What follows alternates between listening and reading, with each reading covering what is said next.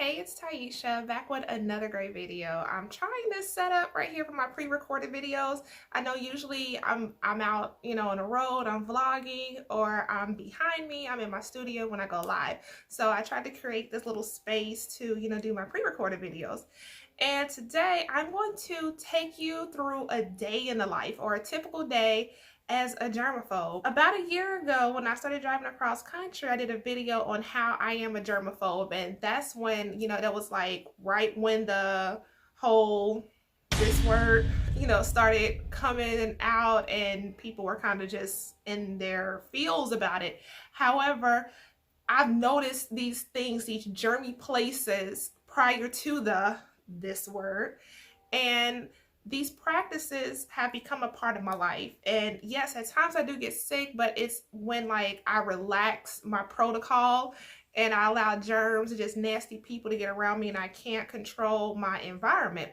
So this video, I'm going to take you on a typical day, and some of the practices that I employ to keep myself germ free or reduce the amount of germs and, just nasty, icky things that come into my life. All right, starting out, you may have been taught to, as soon as you get out the bed, to make your bed. However, I don't. I wake up and I tend to not make my bed immediately when I wake up. I go to my window, I open up the windows if it's not that cold outside. And if not, I cut on a ceiling fan, I may crack that window, and then I'm going to spray the bed with disinfectant spray. I do that because when you're sleeping, you're sweating, you're passing gas, you're drooling, your body is shedding skin cells and all types of stuff. But, with me, you wash your behind before you get into the bed. So not only do I bathe or shower before getting into bed, when I get out of the bed, I leave the bed unmade so it can air out and do its thing, let some oxygen cycle through it, go take a shower, then I come back and I make my bed. That is how I start off my day. Next, it's time to go to work. So on the way to work, I'll stop and get gas. However, I noticed one day, I was observing people at the gas station, and I saw this person pull up to the gas pump, drive in their car solo with a mask on, get out their car, put in their credit card, and then handle the gas pump just barehanded, pump their gas. They get back into the car, they touch their keys, they touch their steering wheel, they touch the gear shift, and so they just transferred all of those germs from that gas pump into their vehicle and eventually took it wherever they were going. That is the most disgusting thing ever. However, what I do is I have a gloved hand and I have a credit card hand. So the credit card hand, I'll get out my credit card, I'll handle my keys, I put in my credit card, and I take it out. But my gloved hand, I will handle everything on the exterior of my vehicle. I will open up the gas pump or the gas door. I will handle, pressing any buttons on the gas pump. I handle the gas pump itself. And I do not take off that gloved hand until I'm absolutely done dealing with that public system, because I've been in cars, like, let me know in the comments, have you been in traffic or you'll see people driving, picking their nose, eating, they chewing tobacco, going to go pee, and then they touch their personals, and then they get back in the car. Like, the gas pump is the most nastiest place ever. Like the only place I saw cleaning a gas pump was at Costco. They would have the attendant come over and sanitize the gas pump. But even then, I still put on a glove because it's just unnecessary germs. And then ask yourself this question: how often do you wash your door handle to your car, your inside and exterior door handle? That is a hotbed for germs, okay? Next, I go to work, and I cannot stand, working in, close quarters with other people. The job I have and had for years was really nasty, where I had to use a unisex bathroom. I hated it. People wore the same uniform to work every day, and we had, community equipment such as radios and stuff like that, and community cars, pool cars that were just nasty, dirty. And you see right now I got my anxiety going through the roof because I could not stand that. Especially one thing that I make sure I do not do is I have trust issues. So I do not put my food in the community refrigerator because people put their whole lunch bag in there, and that lunch bag has went from their home. It may have sat on the floor, it may have been in their car, and then they put it on the floor, so where they come and put it in the community refrigerator. So before you know it, it's nasty, it's dog hair in there, it's all kinds of dirt and crap, just disgusting. Then I do not use community microwaves. People do not clean up behind themselves. Some people were not taught home training, so they'll leave stuff nasty. Then also too, I don't eat what a lot of people eat. You know, I gave up pork years ago, so I don't want to, you know, put my whatever I make, my quesadilla in there, and you just, you know, heat it up, you know, beaver stew or something. I just don't want that into my food. And it's like, I'm very careful with who I break bread with, you know, so I don't want my food commingling with everybody else's. So, however, I do have a video where I did a review on my electric lunch bag and my electric lunch box. So make sure you check out that video, pick yourself up one, and eliminate your exposures to those germs in those community places. Also at work, for years, I had to use community workstations, community keyboards, you know, phones and desks and chairs. And I absolutely refused to sit on cloth seats outside of my house because people would pass gas, you know, the booty juice, you know, come out of their pants and into the seat. People get rained on and they sit and stuff and they sweat. People got, you know, weak bladders, so drips of pee come out. And so I do not sit in cloth seats. I don't. If I ultimately have to, I carry around like a garbage bag, and I sit on that garbage bag and I dispose of it once I'm done, because I don't want those germs getting into my clothing, and then I go sit in my car, and then, you know, it's just, and then it gets into your skin. Like, I'm just really weird like that. Also, before I use any computer, any, you know, common use computer, I spray it down, I clean it off, and you would be amazed. You know, you would have a piece of paper, I mean a tissue or a cleaning wipe this color, and when you get done with it, it looked like somebody just literally took a poop on a damn keyboard and you just cleaned all of it up. It is just disgusting. So then once I get off work, you know, it's time to come home. But before that, I may stop at the grocery store. Now, I used to work at a grocery store when I was a teenager, and I saw firsthand just how disgusting grocery stores are.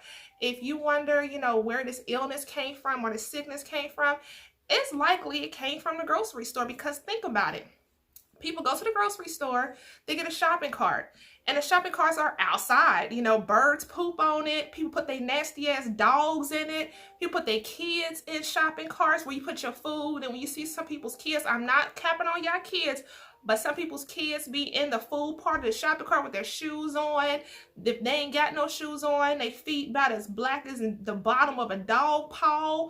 It's just horrible. And you put your food in there. So think about this. You go to the grocery store, the food that's back in the storeroom, it came from somewhere. And a lot of times factories and certain places, they're dirty. You know, they're disgusting, where they have rodents, they have rat problems.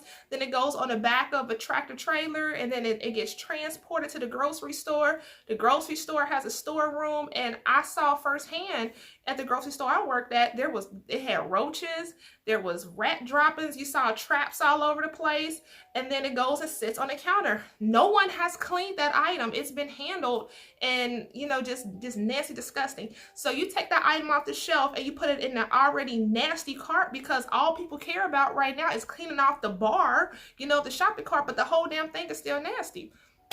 Then it does not stop there. You put your food on that nasty ass conveyor belt. You know, have you ever like looked in the conveyor belt and you see all the crap that done dropped down there and all the spilled whatever, and it just keeps circling those same germs? Like, oh my gosh. Then, so this is what I do.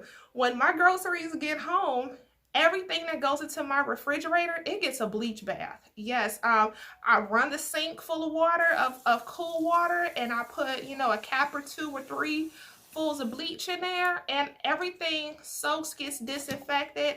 Then it is safe to put into my refrigerator. And think about this, okay? You go in your refrigerator and pull out a canned good and pull it out. Those are the same germs since it was manufactured. You put it down, you open it, you handle it, then you start dealing with your food. You just put all those germs on your food. Like, yeah, I may be far out there in outer space with the way I think, but it's just the germs. And the most important thing is I cook a lot of my meals at home. Like I said, I'm very careful with who I break bread with, and also I'm very careful on who handles my food. So check out this video here, and this is one of the reasons why I don't really go to restaurants like that, especially now, you know, during this whole, that word, you know, so check out this video.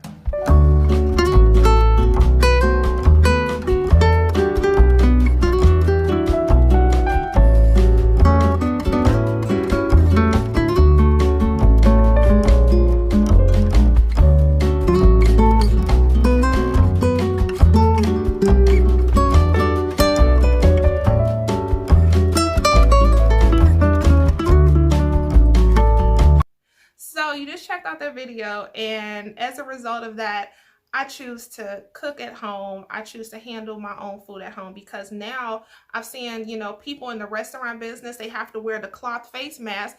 And of course, you know, it's uncomfortable. You know, you work in the kitchen where it's hot, you got something suffocating you. So I see people keep handling it. They move it up, they adjust it, then they go back to touching the food. One of the most nasty things, but I make my own food at home because I notice now with everybody having to wear a mask, people are wearing just face panties, and I can't stand face panties because people keep touching them. The masks be, you know, moist and wet and on floors. People put in a pocket, lay it on counters and tables, then they don't wash them, then they touch your food. One of the most nastiest things I saw was when I lived in Honolulu, and there was udon restaurant at the Ala Moana Mall, and this place, like, they were given a bad grade by the health department, and I didn't know that this was the place I was at. And I noticed they were actually, you know, wearing latex gloves. The guy, he kept wiping his sweat, then he'll go back to handling stuff, and then he went to go wash the gloves, and then when I confronted him, he just went and washed the gloves, and then he touched this. Oh, I was like, oh, no, I'm not gonna eat there. So yeah, I cook my own stuff at home, and I handle my own food, because that way I'm sure that the highest standard to my standard, you know, my food is handled and prepared and served. If anything, I do recommend, and I found these online, they are face shields. And I believe that the face shields should be worn by anyone who handles food. Just like, you know, they make the lunch ladies wear a hairnet, they should make people wear these face shields. Let me see if I can get one really quick. Like, okay, here we go. I actually have these at Tieesha. And what it is a face shield. And it sits right here. It allows you to still talk. Air can still circulate. You can breathe. However, it is a non-porous barrier that will not allow anything to get by. So you can talk, take someone's order, you can give instructions and be clearly understood. Even right here, you know, I still have it in the plastic with the protective film on the item, and you can still see what I'm saying, understand what I'm talking about. So I believe that, you know, people who work in food service should, you know, start wearing these versus the cloth mask, because they keep touching it, get the moisture, and then touching other stuff. They go and take your credit card, and yeah, it's just out of this world. Right now, I just took you through a day, and now we're back at home. I've had dinner, and you know, my evening routine or some rules here at the house is, you know, I do not wear shoes inside my home. And this started before I moved to Hawaii, even though it's customary there to take your shoes off upon entering someone's home. However, when I was a police officer, I never wore my work shoes past my front door. My front door, little, I think like 6x6 area, there is no carpet.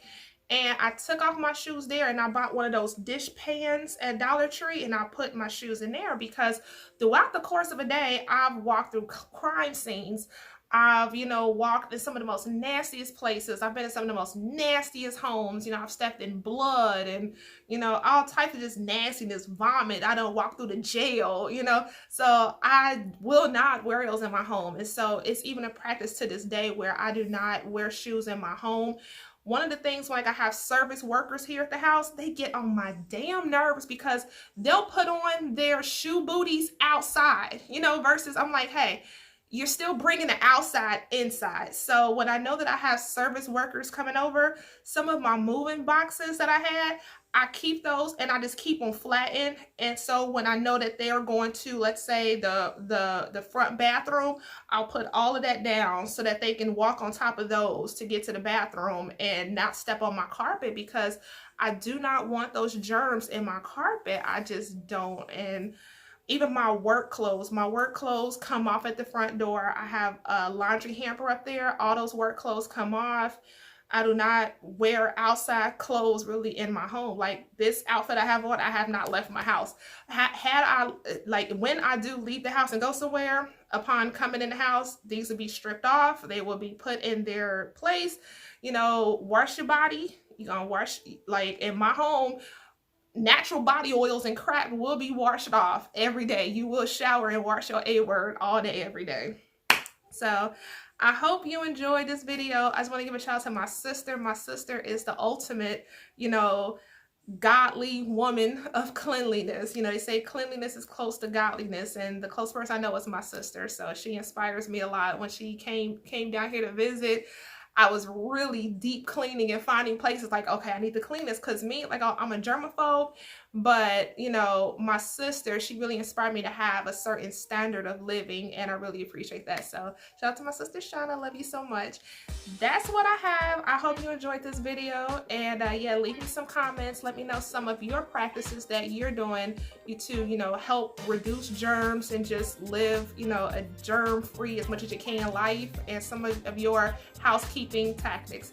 I will see you on the next video. Make sure you head over to my website, Tiemonics.com, to pick up your self-defense needs, and I will see you on the next video.